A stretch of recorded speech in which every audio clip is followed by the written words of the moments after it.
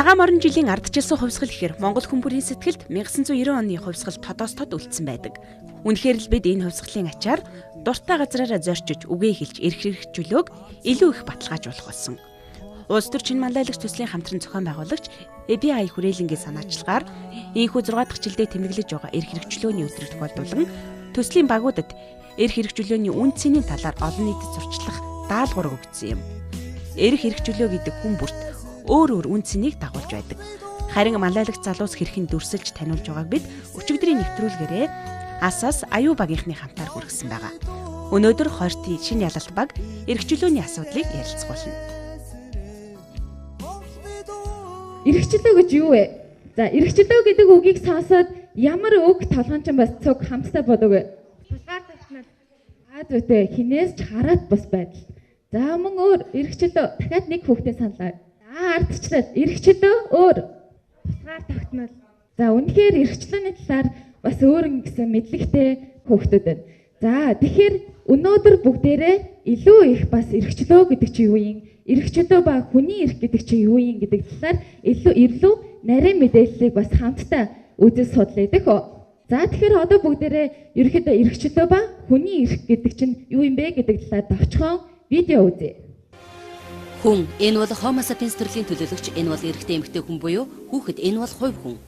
Эрх энэ бол тань заяагцсан буюу зөвшөөрөгдсөн боломж, хуульцсан утгаар навч үзвэл баталгаатай эрхчлөө юм. Хүний эрх гэдэг нь та зүгээр л хүн учраас танд байх ёстой бүх эрхүүд юм.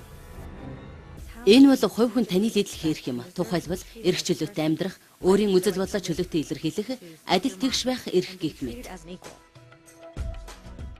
Гэхдээ хүний эрх нь хүн бүр зайлшгүй байх ёстой зүйл бөгөөд дэлхийн аль ч өнцөг болонд амьдарч байгаагаас үл хамааран бүх хүмүүс адил тэгш эрхтэй байх ёстой. Хөгшин залуу, баян ядуу, тамирчин, дуучин, талбайн цэвэрлэгч, Монгол, Африк, Албан энэтхэгч бай. Христ, лал, буддын шашны аль нь ч шүтдэг бай. Огт шүтдэггүйч бай. Таны аав ээж, хөр шүттэй нь ялгаагүй бүгдээрээ л адил тэгш эрхтэй. Тавчхантай бол хүний эрх ертөнцийн бүх хүмүүст хамаатай. Нэгдсэн үндэсний байгууллагаас нийтдээ хүний эрхийн 30 орчим төрлийг тодорхойлсон бөгөөд эдгээр эрхүүдийг хүний эрх гэж нэрлэж болох юм. Энэхүү байгууллага нь хүний үндсэн эрх, хувь хүний нэр төр, үн цэнд итгэх итгэлийг дахин батлах гэсэн үндсэн зорилготой байгууллагджээ. Гэсэн хэдий ч энэ хүний эрх гэд байгаа зүйл яг юу юм бэ? Энэ хүний эрх нь эртний саяар саны бүтээл байсан уу? Эсвэл эртний Ромын хууль байсан юм уу? Эсвэл Франц улсын тунхаглал юм уу? Ингээд харахад хүний эрхийн талаар бүгд өөр өөрсдийн үзэл бодолтой байсан байна. Гэхдээ Эленор Рузвельтийн удирдлаганд ор бүх нийтэд зориулсан хүний эрхийн түгээмэл тунхаглалыг бий болгосон. Францын жам эсний эрх нь хүний эрх болон хувьсан өөрчлөгдөжээ.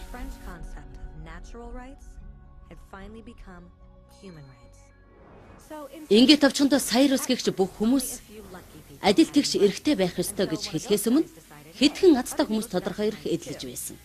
Мөн хүний эрхийг шууд хүлээн зөвшөөрөөгүй. Инхийн тулд хэдэн мянган жилийн дайн байлдаан явуулж, тунхаглал баталж, дахиад л хоорондоо байлдаж явсаар эцэст нь хүмбэр хүний эрхийг эдлэх ёстой гэдгийг дэлхийн нийтээрээ ойлгосон. Тэгээд бүгд амар тайван амьдрах болжээ. Гэсэн хэдий ч нэг асуудал байсаар байна. Хэрвээ хүмүүс орон байр хоол хүнсээр хангагдах эрхтэй юм бол бидний амьдарч буй дэлхий дээр яагаад өдөрт 16 мянган хүүхэд өлсгөлөнгөөс болж нас барсаар байгаа юм? Өнөөдөр 1 секунд тутамд нэг хүүхэд нас барж байна. Хэрвээ хүмүүс санаа бодлоо чөлөөтэй илэрхийлэх эрхтэй юм бол яагаад мянган хүмүүс өөрсдийн санаа бодлоо илэрхийлсэний төлөө шоронд хоригдож байгаа юм? Хэрвээ хүмүүс сурч боловсрох эрхтэй юм бол яагаад бидний дунд 1 тэрбум боловсралгүй насанд хүрсэн хүн амьдарч байгаа юм? Тэд яагаад суралцж чадахгүй вэ? Хэрвээ боолчлол бүрмөссөн усцсан бол яагаад 27 сая хүн одоо хүртэл боолын хөдөлмөр эрхэлж байгаа юм? Өнөөдөр боочлогдож байгаа хүмүүсийн тоо 1800-аад оныхтой харьцуулахад бараг 2.5 дахин нэмэгдсэн байна. Энэ бүгд хүний эрхийн түгээмэл тунхаглалын заалтуудыг улс орнууд заавал мөрдөх албагүй тунхаглалын шинжтэй байгаатай холбоотой. Өөр бусад гэрээ конвенц хууль байгаа ч гэсэн тунхаглал цаасан дээр хийх хоосон үг хэвээр байна. Тэгвэл энэхүү хүний эрхүүдийг хэн бодит зүйл болгон хэрэгжүүлэх ёстой юм бэ? Мартин Лютер Кинг арьсангүйр ялгарлан гадуурхалтын эсрэг тэмцдэг байсан. Хэдийгээр энэ тэмцлээс 20 жилийн өмнө Нэгдсэн үндэсний байгууллагаас гаргасан тунхаглалд энэхүү ялгарлан гадуурхалтыг арилгах талаар заасан байсан ч Мартин Лютер Кинг энэхүү тэмцлээ үргэлжлүүлсээр байсан. Нельсон Мандела 90-ад онд нийгмийн шударга байдлын талаарх асуудлаар тэмцэж, Өмнөд Африкийн бүгд найрамдах улс Манделагийн тэмцлээс 40 жилийн өмнө ялгарлан гадуурхахыг зогсоох шийдвэр гаргасан байсан. Гэсэн хэдий ч Нельсон Мандела тэмцсээр л байсан. Эрүү шүүлт, ядуурл, ялгарлан гадуурхын эсрэг өнөөдөр тэмцэж байгаа хүмүүс үлэмж бийтэн супер баатрууд ч биш. Энэ хүмүүс нь жирийн нэг ард иргэд хүүхдүүд, аав ээж, багш мөн энэ асуудлаар өөрийн байр суурийг илэрхийлж чаддаг тодорхой бодолтой хүмүүс юм. Тэд хүний эрх гэдгийг түүхийн хичээл, илтгэл, реклам зүгээр цаасан дээрх үгс биш гэдгийг ойлгодог. Энэ нь бид бүгдийн өдөр бүр хийдэг сонголт. Энэ нь хүн бүрт байгаа хариуцлага бөгөөд бие биенээ хүндлэх, дэмжлэх тусалцаа үзүүлэх, шаардлагатай иргэдийг хамгаалах зэргээс бүрдэнэ. Элеонора Рузвельт хүний нийтлэг эрх нь хаанаас эхэлдэг юм бэ гэж асуусан байдаг. Хүний эрх нь маш жижиг газраас эхэлдэг. Бидний орон гэртээ ойрхон, дэлхийн газрын зураг дээрээс олж харахааргүй газраас эхэлдэг. Гэхдээ энэ нь жижигхэн газар нь тодорхой хүн бүрт бүхэл бүтэн ертөнц байдаг. Энэ нь түүний амьдарч байгаа хороолол, сургууль, коллеж, тухайн хүний ажиллаж байгаа үйлдвэр, эсвэл өрөө тасалгаа юм. Энэхүү газруудад эрэгтэй эмэгтэй хүн, хүүхэд бүр шудраг хандах, ижил боломжтой ялгуурлан гадуурхалдаггүй байхыг хүсэж байдаг юм. Энэ бүх эрхүүд нь дээр дурдсан газруудад байхгүй байвал өөр ямар нэгэн газар байгаад ямар ч нэмэргүй юм. Хүн бүр эрхээ мэдж, эрхийнхээ төлөө нэгдэцгээе. Тус цахим хуудсанд туршиглан Монгол Улсын хүний эрхийн үндэсний комиссаас олон улсын хүний эрхийн өдөр зориулан бэлтгэв.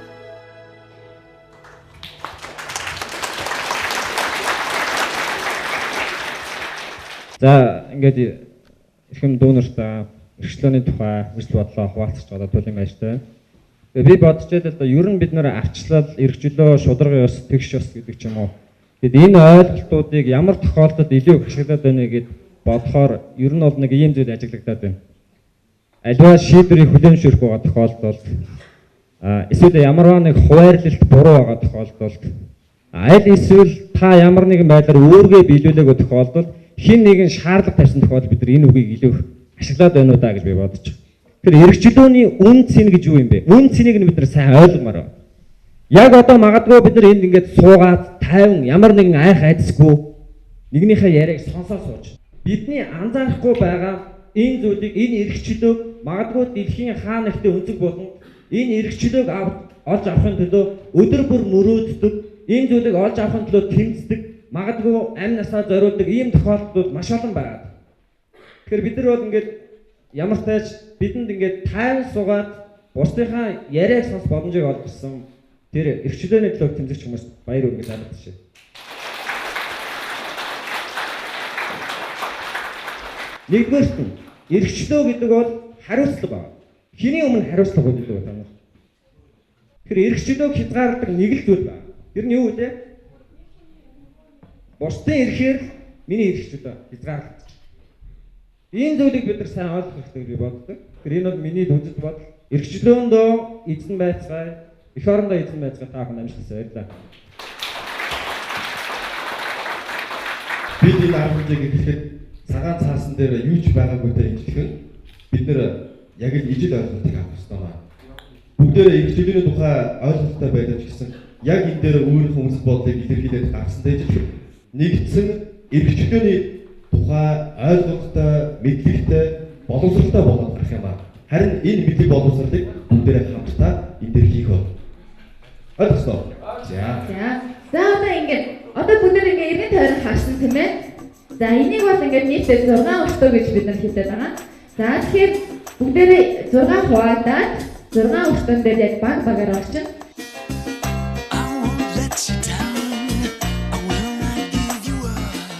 Тэд хүний эрх болоод эрх хэрэгжүүлээг мэдлэг гэж тодорхойлсон бөгөөд сурагчдыг эрхчлөө бол ардчлал, үнцэн өг хэлэх, сонголт, хариуцлага. Миний эрхчлөө гэсэн 5 өртөө үнцний тусгаар тогтмол эрхчлөөний тухай түүхэн хуудсуудаар аялуулсан юм.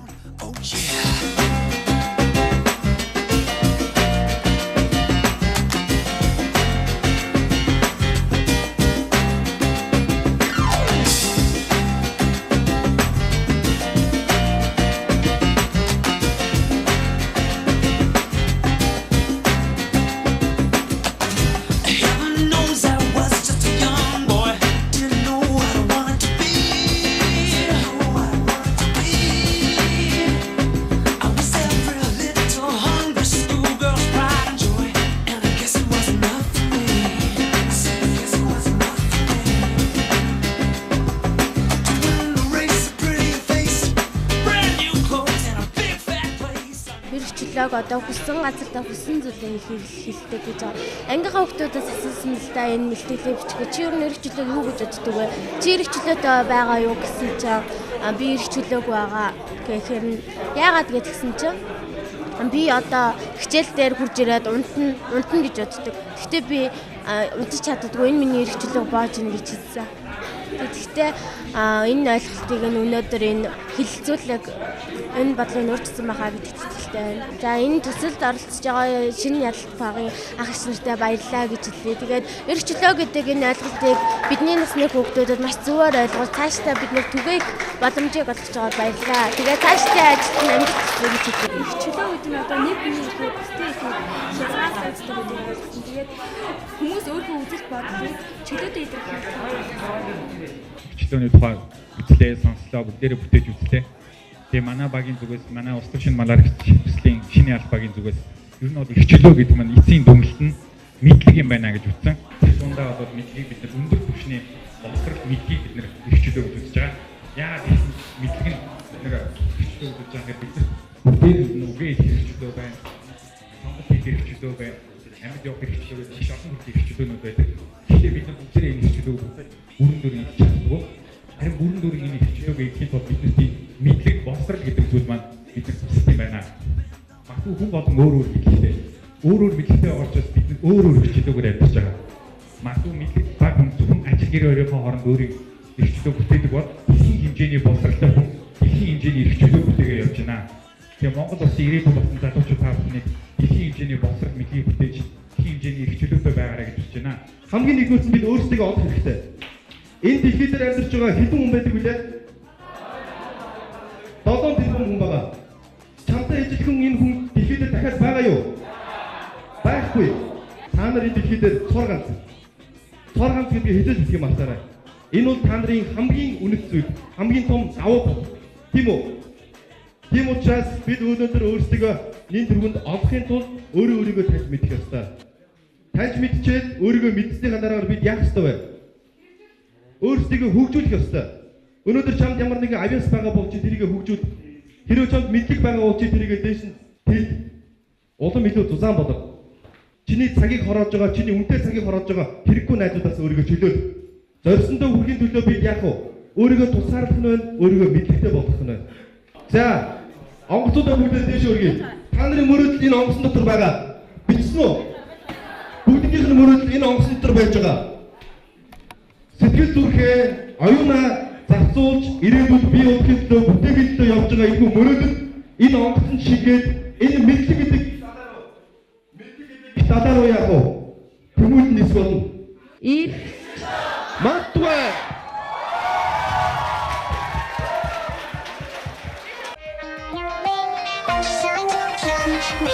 Я don't be shy, мамо, би чамайг хацахгүй. Үнэн тэбэд дүүр тулгаас тойрч гიშгэх газаргүй. Хэрв чи худад хэлбэл би чиний хасар дээр нэг үсэ чи намайг дахиж зачаарахгүй. Хүний сутал хайр мэт амьдралыг би тулахтаа хартаар нь хакардаг програмыг суулгасан. Энэ яг лүдүү чиг мэдээлүүдийг хулахтан чам догт байдаг бол security нотогон. Дүүрэн дээр чи дэлгээ тэномны насудаар нэг хөрхөн охот байсаар байсаар заавал надаар янам. Үнэхээр чи хүсч байвал хамтаа гадуур гарыг. Улсын их фигурын урдур явж масар харыг.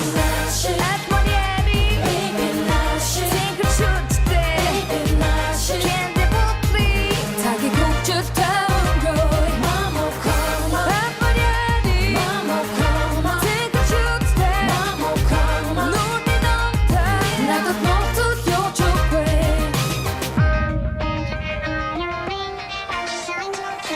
Yo, check it out. Kitty big cat, 나 조금씩 카톡 받듯 식선. 이 내가 зүтгэлийн мэдэм гэдэг надад жигсэн. Одоохоо дамар хаан чиж гэсэн адаг бүстэй. Системроо нүтэн чихээ сүрэж өрхөд ядаг бидлээ. Тэглээ чи юуран бодож ирсэн намайг хөвчрөх татар. Хөдөлгөөний дутагдлаасаж миний бид хөөрөмтлэгцэн хатаа. Огбодон тардаж зүсээ алтан байяар. Тэр цаг чи хайхгүйсэн залуу хүүхдэр сойё.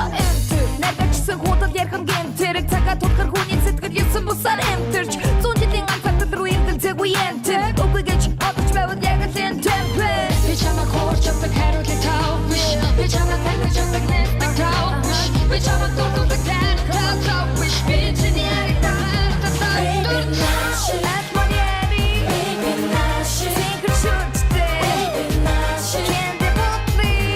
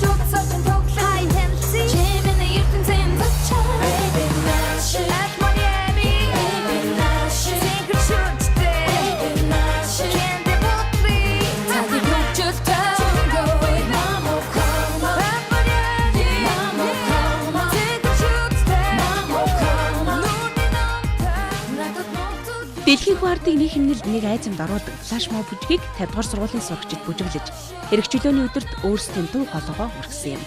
Энэ өдөр хүүхэд бид ч гэсэн эрх чөлөөгөө бүрэн эзлэж амьдрна гэсэн уриандор нэгдсэн 300 гаруй сурагчид бүтсэн нь энэ өдрийн бас нэгэн тод өнгөн байсан юм.